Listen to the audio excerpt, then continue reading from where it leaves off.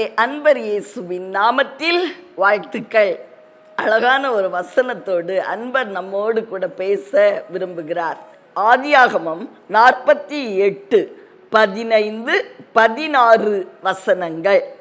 நான் பிறந்த நாள் முதல் இந்நாள் வரைக்கும் என்னை ஆதரித்து வந்த தேவனும் எல்லா தீமைக்கும் நீங்களாக்கி என்னை மீட்ட தூதனுமானவர் இந்த பிள்ளைகளை ஆசீர்வதிப்பாராக. யார் சொன்னது? யாக்கோபினுடைய வார்த்தைகள். யோசேப்பினுடைய பிள்ளைகளாகிய எப்ராஹிமையும் மனாசேயையும் அவர் இப்படியாய் ஆசீர்வதிக்கிறார். நான் பிறந்த நாள் முதல் இந்நாள் வரைக்கும் ஆசீர்வதித்த தேவன் இந்த பிள்ளைகளை ஆசீர்வதிப்பார், எல்லா தீங்குக்கு விலக்கி பாதுகாப்பார்.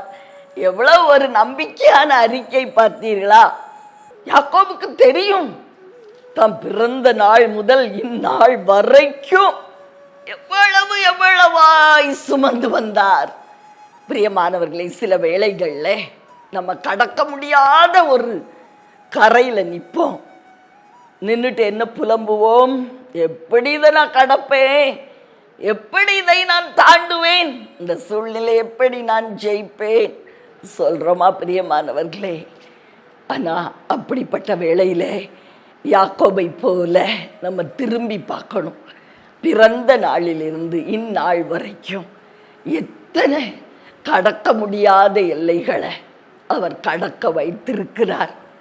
சுமக்க முடியாத பாரங்களை அவரே நமக்காக சுமந்திருக்கிறார்.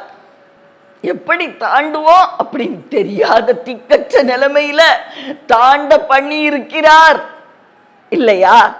அதை நினைச்சு பார்த்தோம்னா இன்னைக்கு கலங்க மாட்டோம்.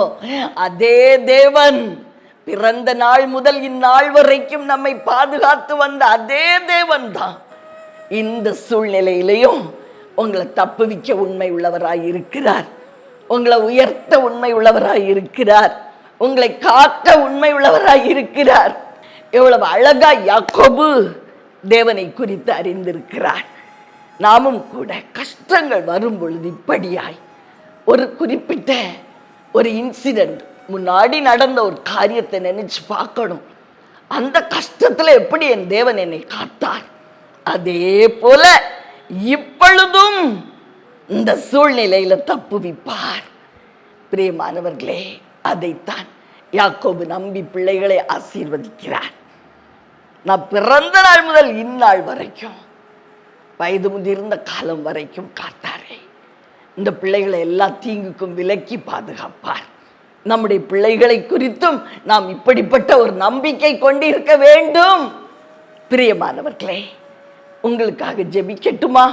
அன்பின் பரலோக தகப்பனே, அருமையான எங்கள் நல்ல ரட்சகரே, ஆவியானவரே, அன்பான தெய்வம்பா, நாங்க பிறந்த நாள் முதல் இந்நாள் வரைக்கும் எங்களை காக்கிறோமுடைய அன்பு, பராமரிக்கிறோமுடைய அன்பு, சுமக்கிறோமுடைய அன்பு தெய்வமே, அந்த அன்பை எங்களுடைய கஷ்ட நேரத்துல நாங்க நினைச்சு பார்த்து நாங்க ஆறுதலடைய, தேறுதலடைய, வெற்றி எடுக்க கிருபை செய்யும். இயேசுவின் நாமத்தில் ஆமென்.